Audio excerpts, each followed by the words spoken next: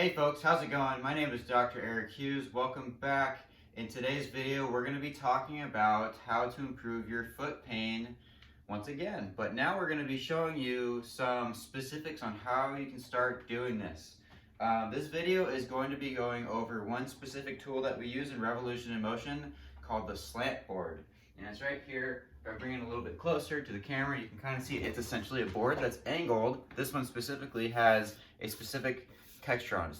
This brand in particular is very specific to Rev and Mo, but you can find other ones online.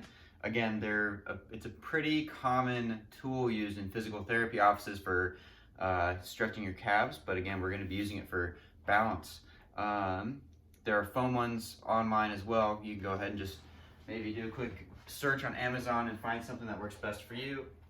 So we're going to go through the 4 different positions on the slant board.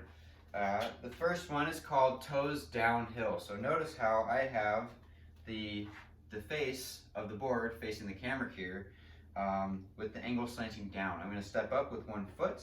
I'm going to try and get as much space between my toes as possible. My heel is going to be in line between my second and third toe. I'm going to step up and I'm going to balance, right? This is step one essentially. What you're going to be noticing when you step up is you're going to have all these micro adjustments, right? Your foot and your body is going to automatically have to continue correcting itself, and as a result, you're going to get a lot of stimulation, right, with that neuromuscular system through the foot up into the brain for balance and coordination purposes, but then also the muscles and joints around your feet are going to be working so hard, strengthening themselves with the micro adjustments and improving the foot through that means as well. So step one again is just balancing for about 45 seconds up to a minute. If this is challenging on its own, then you can have something next to you just kind of hold on to, or you can use your other foot kind of like a kickstand, right, to manage your balance. You'll switch sides for the other foot. Same thing, 45 seconds to about a minute on the other foot.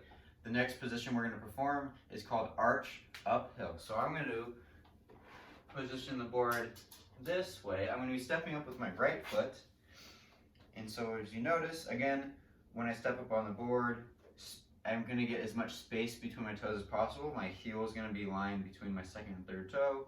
But my arch now of my right foot is facing uphill, up the grade of the slant board.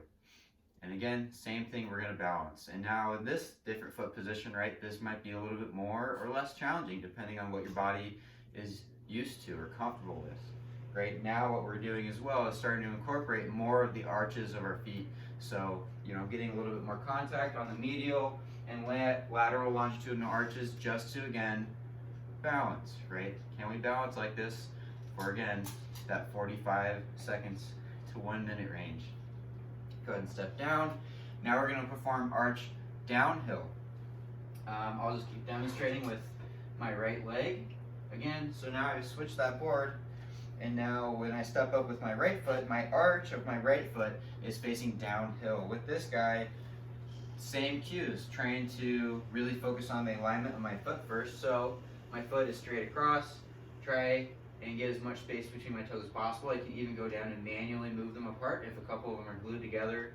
Heels in line between the second and third toe. With this arch downhill, what's super important is getting that big toe out in front. So if you have a bunion, or something of that nature, your big first and second toe are stuck together, go ahead and bring that toe out, kind of like a kickstand. It really helps reinforce and strengthen that medial longitudinal arch. Go ahead and step up, and again, balance. And you're going to really feel the inside of your foot, that inside arch, really working, really strengthening. Again, this position might be more or less difficult compared to the others, right, depending on your balance. You might notice differences in one side versus the other. You have a more balanced, right, one leg, right leg versus the left leg, for example. Balance for about 45 seconds to a minute. We'll step off, and then the final position is toes uphill. I'm going to orient so I'm facing away from the camera just to kind of give you an idea of what that looks like with the slant board. So again, stepping up, toes are uphill, space between my toes, heels in line between the second and third toe. I will step up and I'm going to balance.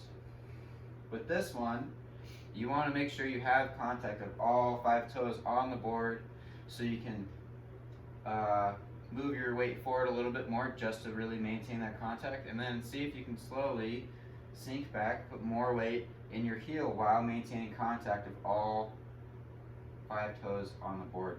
This is really great for, again, balance and coordination, working those 5 layers of muscles, but also working on that transverse arch, because you have to grip your toes on top of the board, which is really helping form that arch on the ball of your foot. Again, balance for about 45 seconds to a minute, and then that's it. That's pretty much it, right? Make sure you switch. I like to really alternate legs as I'm going through it. So I just got done with my right leg, toes uphill. Now I'm going to switch to my left leg, toes uphill, right? I don't want to fatigue one side too quickly. I want to have that nice equal work amongst both legs.